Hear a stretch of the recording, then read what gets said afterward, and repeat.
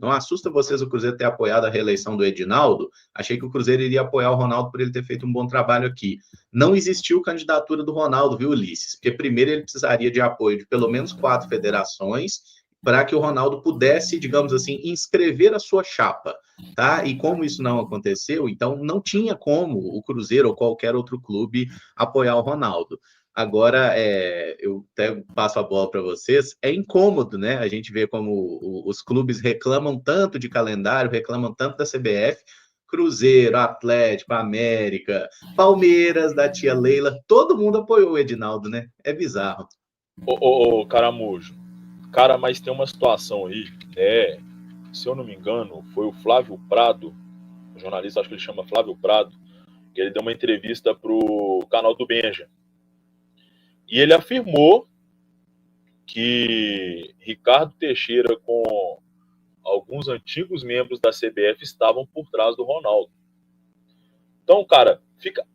Pra gente, depois vocês acessam o Instagram do Benja lá, que você vai ver a entrevista dele. Se eu não me engano, depois você dá uma pesquisada aí. Eu acho que é o Flávio Prado mesmo que ele chama. Então, cara, a gente fica pensando de qual forma? Será que realmente estava acontecendo isso? Será que não estava? Porque, cara, é muito estranho. As federações nem quiseram ouvir o Ronaldo. Para o torcedor que está nos acompanhando, para entender como funciona uma eleição, tanto de federação quanto de CBF, eles precisam de algumas entidades assinarem com eles para poder registrar a chapa. Então, antes do Ronaldo chegar nos clubes, ele precisava do apoio de algumas federações para poder registrar a chapa. Se eu não me engano, são 4 assinaturas, né? E 3 federações que escutaram o Ronaldo. Aqui como em Minas Gerais, né? Se você for pegar o parâmetro Minas Gerais, eleição de federação, o Pedro Lourenço ele não tem que votar com a Federação Mineira, na minha opinião. E o Pedro Lourenço, qualquer time que você vai do interior, tem um patrocínio do supermercado Pedro. Então, eu acho que tem que fazer oposição, sim. Né? A CBF também precisa de uma oposição, sim, porque precisa de mudança. Precisa de mudança. Concordo com o que o Caramujo falou. A questão do calendário. Será que o pessoal vai ser conivente com isso? Porque para as federações, gente, é tudo muito cômodo. Cai o dinheiro da CBF, cai as taxas, cai tudo, e eles fazem. Quem sofre com isso é torcedor e clube. De ter que ir para o estádio quarta-feira, 10 horas da noite, né? A Record pegou também a transmissão do campeonato, todo mundo pensou assim, vai ser quarta-feira, 8 horas. Quarta-feira, 10 horas da noite, cara.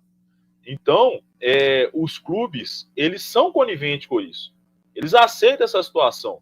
Aí depois os jogadores vão para a entrevista, jogo calendário, jogo tarde. Cara, mas quem paga ele foi conivente com a situação. Então, a gente fica naquela situação, naquela roda que a gente roda e não sai daquele lugar. É anos e anos que tem esse debate. Então, se o Ronaldo queria fazer algo diferente, não teve a oportunidade de mostrar, né? De mostrar o que ele queria.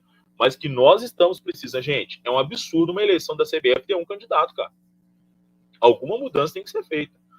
O que mais me incomoda no futebol brasileiro é o calendário. Se eu não me engano, acho que é o último país, é o único país do mundo que no meio do ano não acaba a temporada.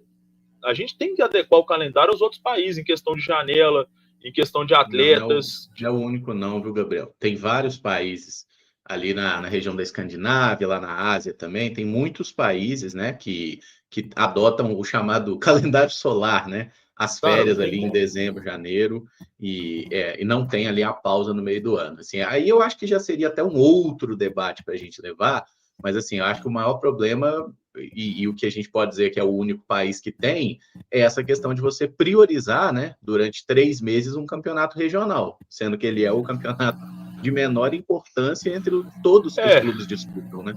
E olha a situação que nós vamos viver ano que vem. Vocês podem debater isso comigo. O campeonato vai acabar 21 de dezembro brasileiro, certo? O Campeonato Mineiro não pode demorar a começar em janeiro, porque nós temos Copa do Mundo ano que vem.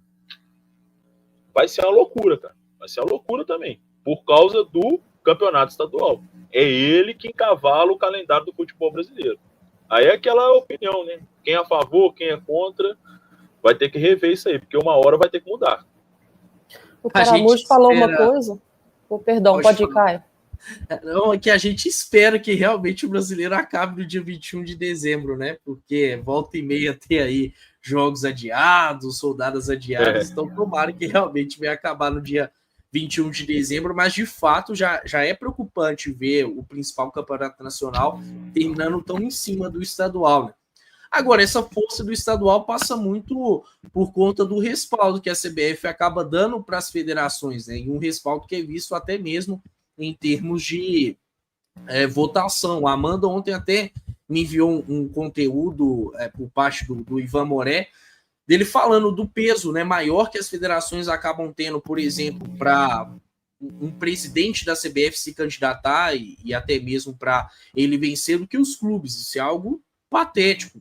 As federações nunca podem estar à frente dos clubes, né? Afinal de contas, os clubes são muito mais importantes para o futebol brasileiro ser saudável do que propriamente as federações. Mas aí tem todo um mecanismo político, né? O fato, por exemplo, do Edinaldo recentemente ter aumentado os privilégios, os salários, até dado alguns benefícios que não existiam para presidentes de federações. E aí fica muito fácil ele ser candidato único. E é muito preocupante não só ver um candidato único, porque a oposição sempre faz bem, eu acho que em qualquer cenário, mas o candidato único ser justamente o Edinaldo, né? Que faz um trabalho patético que até há bem pouco tempo quase foi retirado aí pela esfera legal, algo que poderia gerar muitos problemas para a CBF. Eu não consigo duvidar completamente do que o Gabriel pontuou aí, né, sobre essa fala do Flávio Prado, porque o Ronaldo tem algumas relações estranhas, inclusive com o Ricardo Teixeira, que enquanto ele era jogador, era um cara que ele tinha boa relação, o Ricardo era presidente da CBF, tem algumas outras relações também um pouco obscuras que o Ronaldo tem, mas enfim, a gente sabe que pelo menos ele deveria ter oportunidade de passar o que ele tinha enquanto projeto. Nem isso ele teve, né? A gente não está falando dele não ter vencido a eleição. Não, ele não teve a oportunidade nem de se candidatar. E é muito preocupante quando a gente vê um cara completamente inapto como o Edinaldo podendo ficar mais tempo, vai ficar mais tempo aí no comando da CBF.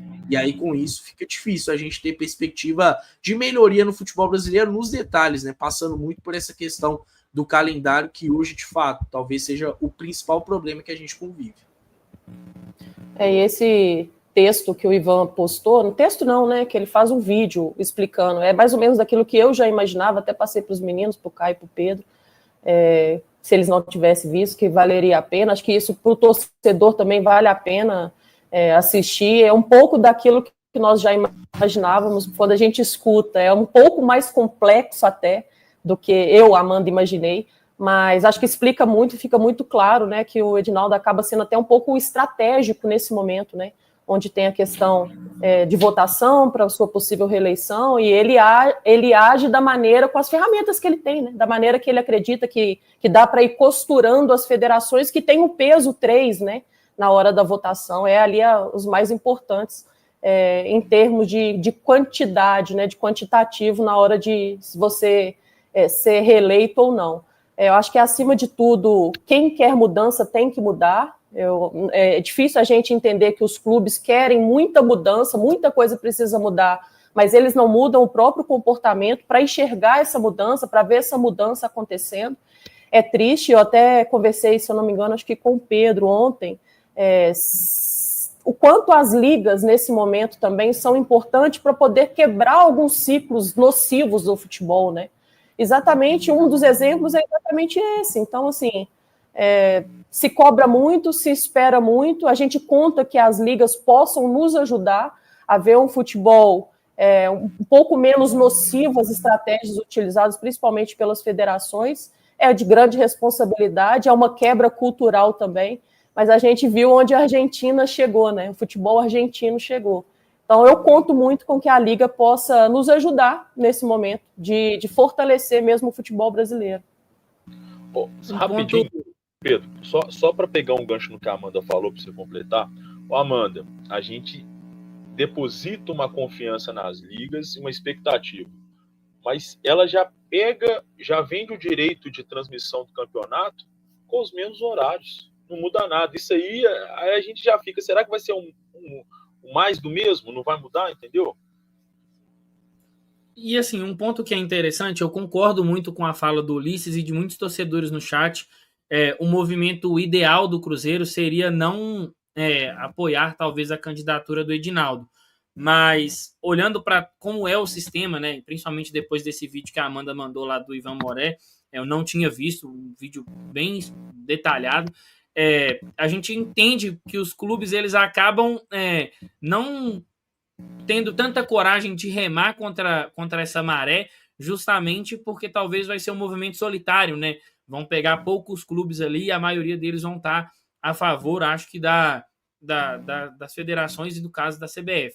Um cenário ideal era a mudança desse sistema, tirar o peso maior das federações e colocar na mão dos clubes, porque a gente vê que essa questão das federações ela é tão forte que o Edinaldo já sinaliza num certo favorecimento quando ele pretende ampliar datas na Copa do Brasil. A gente está falando de um calendário brasileiro que já é enforcado e ele quer ampliar datas, justamente uma sinalização para federações, talvez de centros menores, para ele colocar esses times. Eu acho que tira, inclusive, o Samuel fez um post muito bom no Twitter, tira a questão da zebra. O que tem facilitado muito, talvez, para os times menores é a questão do jogo único, é aquele lance ali, o próprio Grêmio, por pouco não foi eliminado para o São Raimundo, o Cruzeiro foi eliminado para o Souza. Talvez a gente pode, claro, criticar a questão do gramado, mas quando a gente coloca ali aquela questão de 2 jogos, e aí todo mundo vende aquele discurso, não, mas o jogador X do time Y vai ter a chance de jogar no Maracanã. Cara, sinceramente, talvez o cara ele não quer saber da chance de jogar no Maracanã. Ele prefere muito mais a chance de ser classificado, de ganhar um dinheiro a mais dentro da premiação da Copa do Brasil. Então, a gente observa como a CBF ela vai sinalizando um maior poder às federações, isso acaba tirando os clubes. E aí o movimento dos clubes é um movimento mais de eu prefiro não me opor para não sofrer retaliação. Porque a gente sabe que essa retaliação ela pode acontecer. Ela já acontece sem o Cruzeiro, Atlético, América se oporem à federação diretamente. Toda vez a gente é prejudicado. Então, se você, por exemplo, fala, não vou assinar a chapa do Edinaldo, eu quero assinar a chapa de uma oposição que não seja o Ronaldo, a gente sabe como que vai funcionar no futebol brasileiro. A minha esperança, assim como a da Amanda, é essa questão das ligas. E principalmente olhando para alguns personagens, e aí é até uma questão que muita gente tem confiança nele. Eu acho que talvez o Marcelo Paz seja ali o hoje CEO do Fortaleza, né, e um dos que encabeça uma das ligas, talvez um sopro de esperança para o torcedor brasileiro, de uma pessoa que é centrada, que quer ver um produto melhor, que em caso de ter essa oportunidade de poder ter maior responsabilidade, talvez tenha condições e tenha vontade de melhorar o futebol brasileiro, mas acho que ainda é muito pouco. A gente vai sofrer um pouquinho mais na mão das federações, na mão principalmente da CBF, e acho que vai demorar até para acontecer esse movimento de união dos clubes, né? Para talvez ir contra esse sistema, porque a gente já falou em outros assuntos da dificuldade dos clubes brasileiros de se unirem. Enquanto não tiver essa união, acho que um clube ou outro vai ter muita dificuldade de tentar remar contra essa maré.